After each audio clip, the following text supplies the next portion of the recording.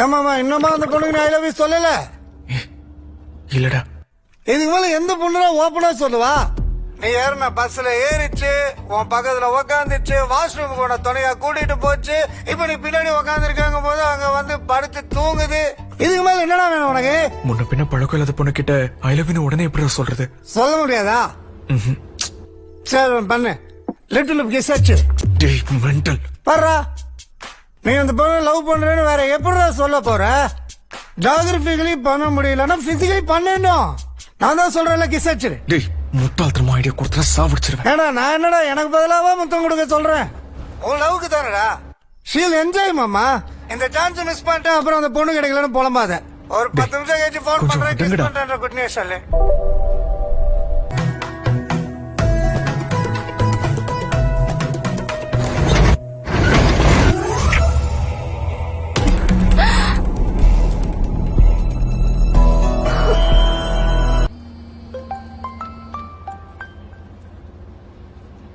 நாமச்சா kiss பத்தியா?